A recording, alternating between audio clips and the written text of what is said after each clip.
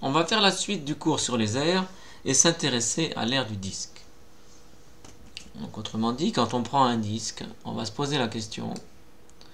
Alors si on prend un disque, ici une figure circulaire comme ça,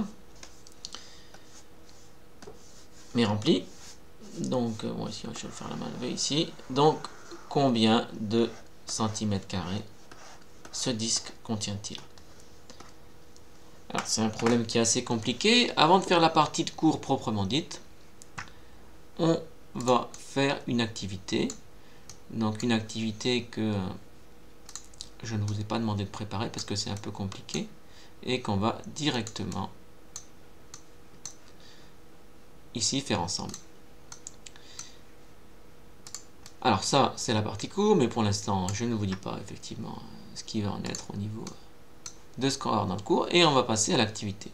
Donc cette activité, c'est une activité du livre, c'est l'activité ici, l'activité 2, page, l'activité 2, page, voilà, activité 2, page 160. Donc voici cette activité, et donc vous voyez, elle s'intitule Sur les pas d'Archimède. Autrement dit, Archimède c'est un grand mathématicien, hein, et qui s'est intéressé à ce problème, et donc ça va être expliqué ici. Et on va voir, à partir des connaissances qu'on a déjà, eh bien, comment on va faire pour pouvoir calculer l'aire d'un disque. Alors c'est une méthode très intelligente ici, et que l'on doit à Archimède, tout au moins effectivement à laquelle Archimède s'est intéressé. Donc activité 2 sur les pas d'Archimède. Archimède fut l'un des premiers à estimer l'aire d'un disque en s'appuyant sur un découpage de celui-ci.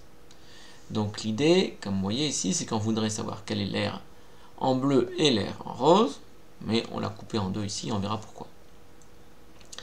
Alors vous voyez, l'idée c'est que là on coupe le disque successivement, donc en 8 petites parties, on le coupe en deux, en deux, en deux, et on obtient donc 4 petites parties en bleu et 4 petites parties en rose, et on les superpose comme ça. Donc, petit a, calculer le périmètre d'un disque de rayon 3 cm. Bon, ben ça, on va imaginer qu'ici il y a 3 cm.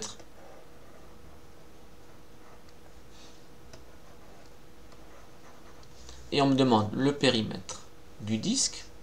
Mais ça, on l'a vu sur le chapitre sur les périmètres. Donc, je voudrais savoir quelle est toute cette longueur. Je vais prendre plutôt du vert, par exemple. Donc, on voudrait savoir la longueur de cette ficelle ici. Voilà. Donc, la formule, on sait que soit, alors périmètre du disque ou longueur du cercle, donc ici on va prendre la formulation de l'activité, donc soit P, le périmètre du disque, le périmètre d'un disque de rayon d'un disque de rayon 3 cm.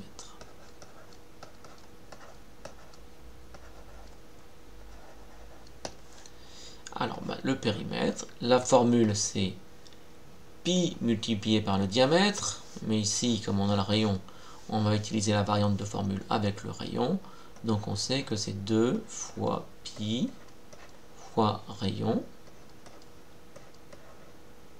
Alors si je l'écris qu'un petit r peut-être, plutôt, donc je l'écris qu'un petit r minuscule ici, le rayon. Donc 2 fois pi fois r. Et donc ici en valeur exacte, il ne faut pas que je prenne une valeur approchée de pi, donc je garde pi avec sa formule. Le rayon c'est 3. Et on sait que 2 fois pi fois 3 c'est pareil que 2 fois 3 fois pi. Hein, c'est pareil que ça. Autrement dit, et ça je peux le calculer, donc c'est pareil que 6 fois pi. C'est pareil que 6 fois pi. Donc ça c'est la valeur exacte, c'est 6 fois pi centimètre. Si on veut une valeur approchée, on peut remplacer pi par 3/14. Et donc ça ferait 6 fois 3/14. Et alors si on fait ça, 6 fois 4, 24. Donc ça fait 84. 6 fois 14, 84. Ensuite, ici il n'y a pas de retenue, donc 6 fois 3, 18.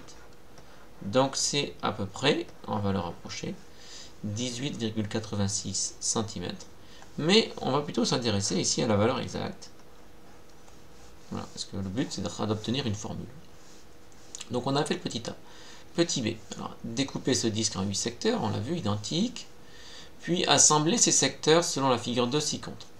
Alors, nous on va pas le faire, mais on voit comment ça a été fait. Alors, on imagine bien ce qui se passe. On a pris les 6 secteurs, ici les 8 secteurs, puis on les a mis côte à côte comme ça. Bien. Déterminer les dimensions de cette nouvelle figure, c'est-à-dire petit L et grand L. Petit b. Alors cette figure, c'est une figure bizarre, vous voyez, parce qu'en fait là, c'est des vagues. Alors, c'est pas une figure dont on connaît le nom. Ça ressemble vaguement à un parallélogramme, mais vous voyez que là, c'est pas droit, donc il n'y a pas de nom pour cette figure. Hein. Une espèce de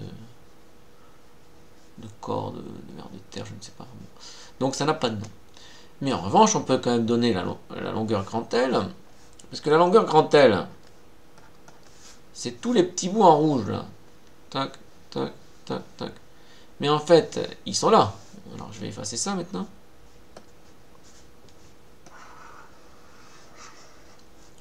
Les petits bouts en rouge là, ben ils sont là.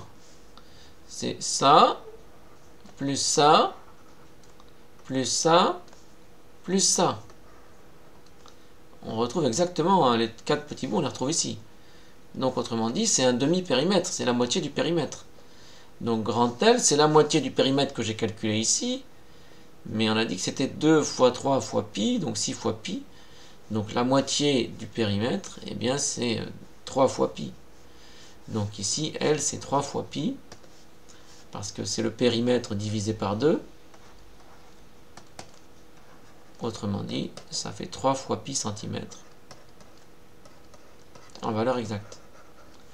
Vous prenez ça, vous le divisez par 2 pour l'avoir en valeur approchée. Mais ici, on va rester en valeur exacte. Petit L, lui, ben, on le connaît également, parce que petit L, eh bien, c'était ici, donc c'est le rayon du cercle. Donc petit L, c'est le rayon du cercle, que j'écris R minuscule, et le rayon du cercle, on le sait que c'est 3 cm. Donc autrement dit, sur cette figure un peu bizarre là, alors, vous voyez que c'est pas vraiment le L qui est là, c'est pas un L tout droit, hein. Donc j'aime pas trop moi cette flèche, je l'aime pas trop. L, c'est la longueur qui est là, d'accord, enfin c'est mais en ondulant. Donc c'est la longueur de cette courbe en rouge. Hein. Donc je vais enlever ça parce que je trouve que c'est pas clair. L, c'est la longueur de la courbe en rouge. Grand L, longueur de la courbe ici en rouge, qui ondule. Hein. Voilà, en L, c'est longueur de cette courbe en rouge que je vais faire sinueuse là. C'est longueur de ce truc là, qui fait tout. Voilà. Bien. Donc on a déterminé grand L qui vaut 3 fois pi et petit l qui vaut 3. Donc, en centimètres tous les deux. Alors passons maintenant à la suite. Petit c, découper ce même disque en 16 secteurs, puis effectuer l'assemblage comme précédemment. Que peut-on dire des nouvelles dimensions de la figure? Alors vous voyez, l'idée c'est que là on l'a coupé en 8, mais on pourrait le couper encore une fois davantage, donc le couper en 16, et non pas en 8, de le recouper en 2. Et donc, de recouper chaque partie en 2 ici pour en avoir 2 fois de plus. Quelle figure on va obtenir si on fait ça? Alors, on va obtenir une figure qui va ressembler, sauf qu'il y aura 2 fois plus de secteurs, et que vous voyez, les secteurs ils seront 2 fois plus petits. Alors, je vous ai préparé une vidéo pour vous montrer un petit peu ce que ça donne. Voilà, alors on va lancer cette vidéo pour voir un peu ce qu'il en est. Alors, donc vous voyez, on part d'un disque ici, et on va le découper en différentes parties. Alors d'abord, si on le coupe en 8, on l'a vu, on obtient à peu près ça. Et hop, on obtient cette espèce de corps de ver de terre là, voilà. Ensuite, on va le couper avec 2 fois plus de parties. Et on fait pareil. On le met ensemble. Et vous voyez qu'on obtient un truc qui ressemble, mais ça reste ondulé. Hein. Mais bon, là, on est plus proche d'une figure qu'on connaît. Et puis, on peut recommencer, encore une fois, avec des secteurs encore plus petits.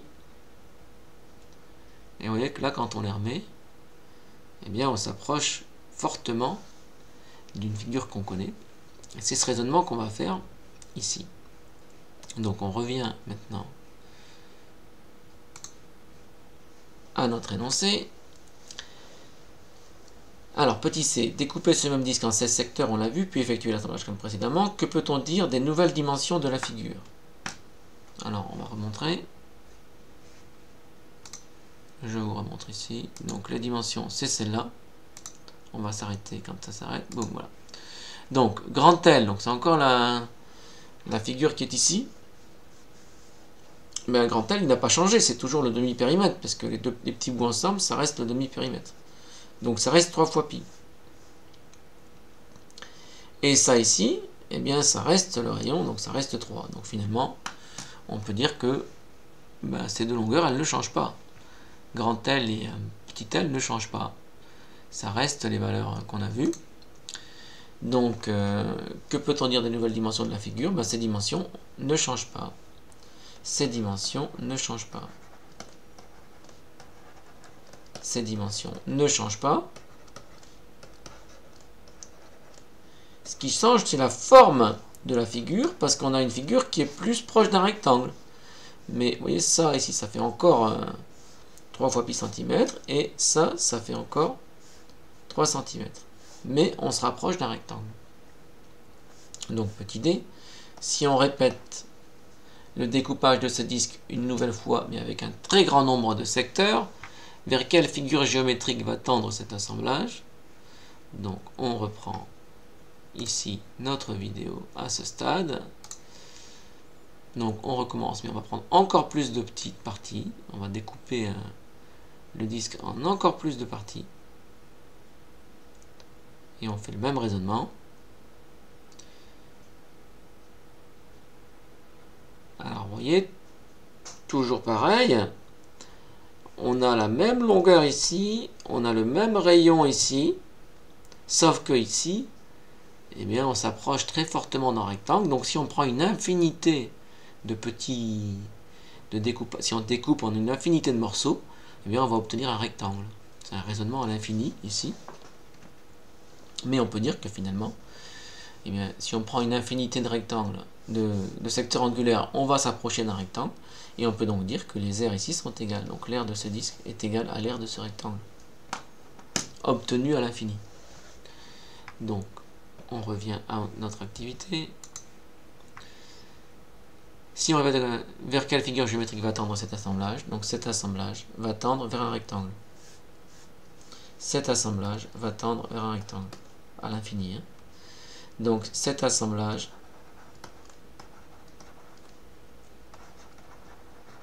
va tendre, on dit, va se rapprocher infiniment près, va tendre vers un rectangle.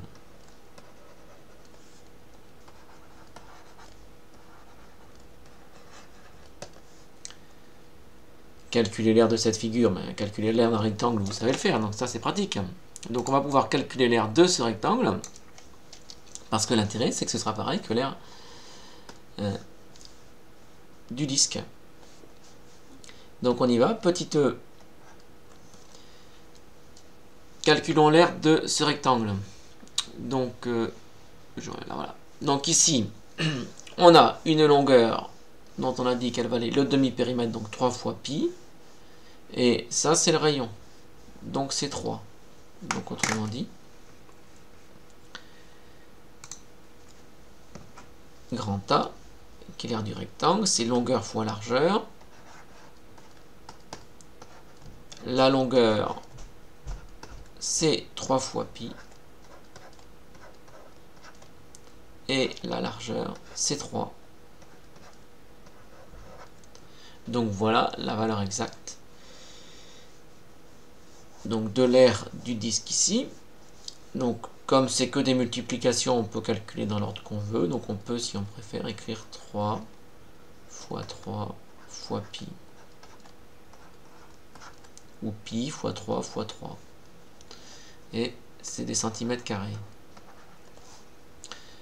Donc petit f, quelle déduction peut-on faire sur l'aire du disque? Eh bien, la déduction, c'est que l'aire du disque, on peut faire la déduction on peut en déduire que l'aire du disque est 3 fois 3 fois pi. On peut en déduire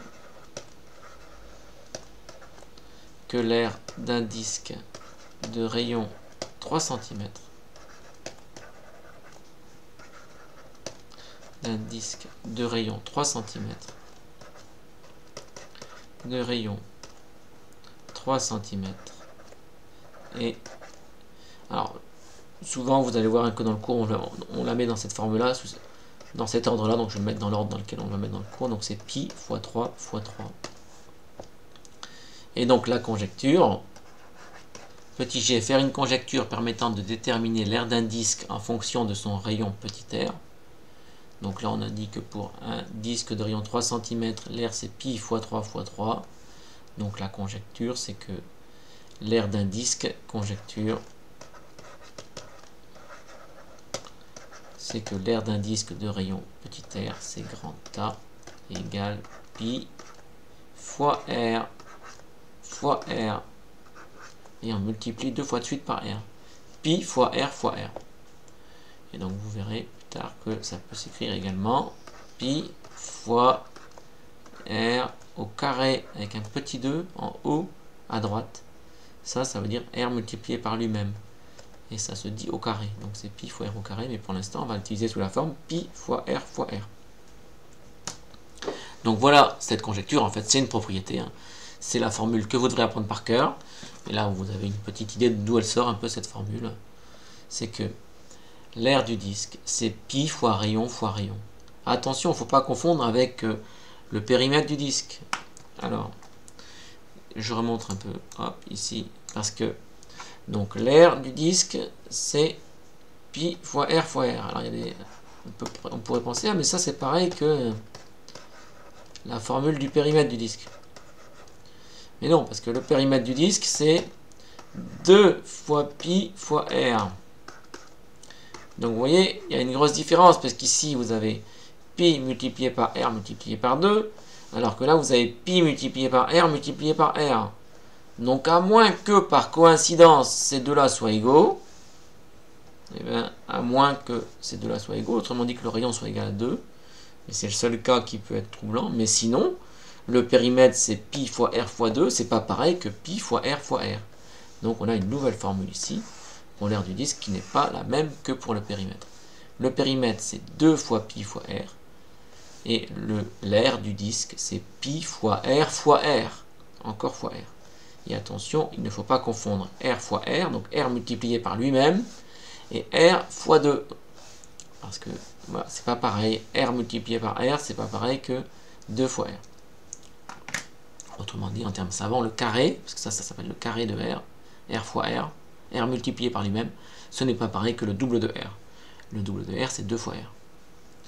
Donc on va maintenant mettre ça dans le cours. Donc allons-y pour le cours maintenant. Donc voici ce cours ici. Donc l'aire du disque, je reviens sur le cours maintenant. Hop. Et donc bon, bah, cette formule, elle est vraie, hein, cette formule qu'on a vue dans l'activité. Et on va là.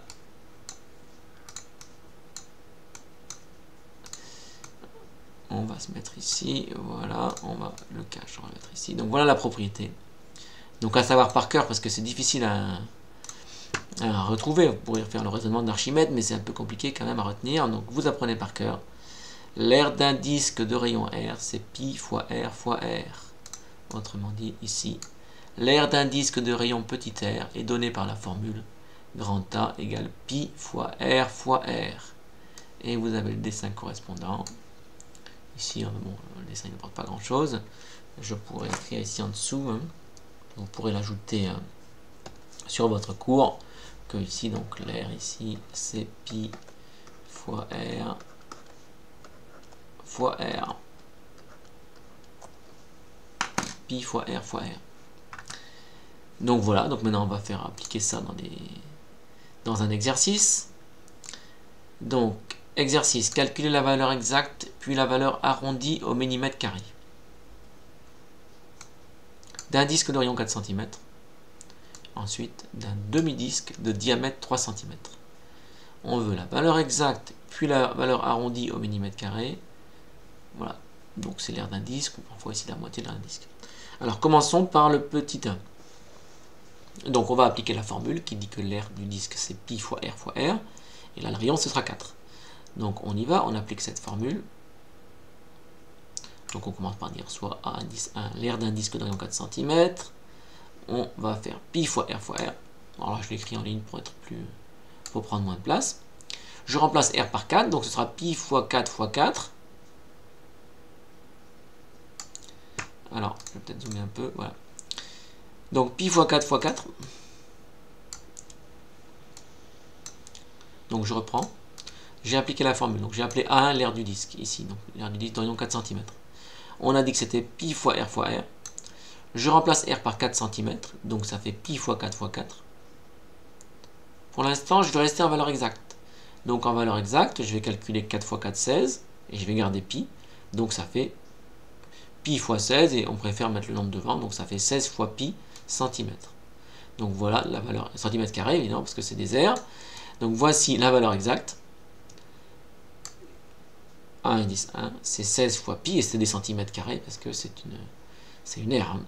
Et donc là, c'est la valeur exacte, parce qu'on n'a pas remplacé pi. Si maintenant on veut une valeur approchée, on peut remplacer pi par 3,14. Donc on va faire 16 fois 3,14. Là, on aura une valeur à peu près, avec l'approximation de pi qu'on a prise. Donc ça donne à peu près ça. Alors j'ai pris l'approximation plus grande. Ici, j'ai pris 3,1416 comme approximation, pour avoir un truc plus précis. Donc ça fait 16 fois 3,1416, je calcule ça avec une calculatrice, et ça me donne 50,27. Et cette fois-ci, c'est une valeur approchée. Et plus exactement, alors, vous voyez que j'ai pas obtenu ça. Alors si on calcule ici 16 fois... L'énoncé demande une valeur arrondie. Tiens, c'est l'occasion de revoir les arrondis. Je vous ai dit que c'était pas au programme de 6e, mais on va quand même le faire ici. Donc je retape sur la calculatrice 16 fois, donc avec mon approximation, 3,1416. Et j'obtiens 50,2656. 50,2656. 50,2656. Donc ça, c'est des centimètres carrés. Donc c'est à peu près ça. Sauf que l'énoncé me demande une valeur arrondie au millimètre carré. Donc il faut que j'aille chercher les millimètres carrés et que j'arrondisse. Donc je prenne ce qui est plus proche.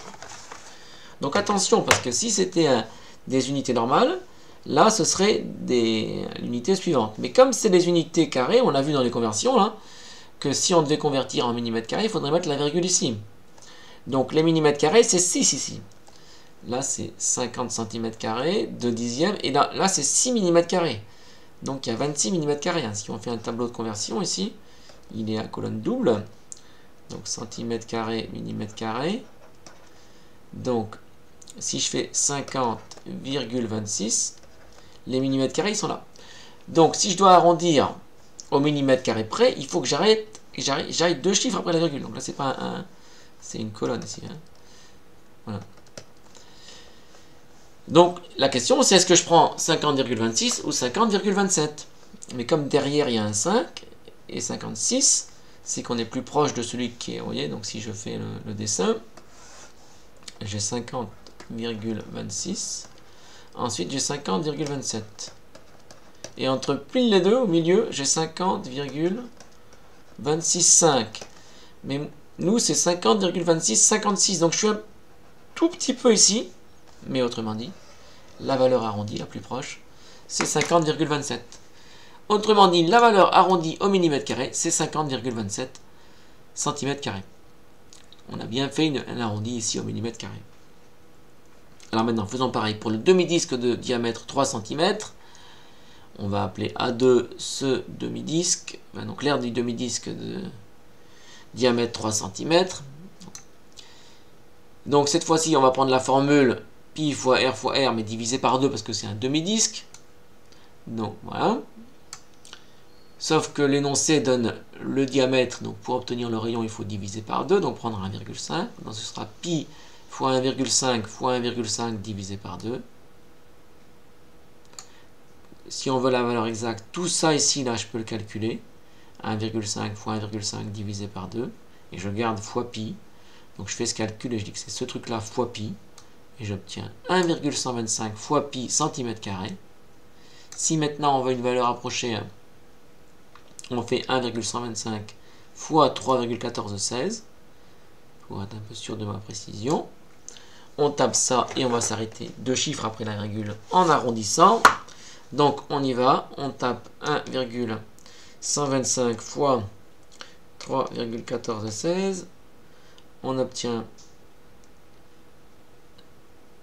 3,5343. 3,5343.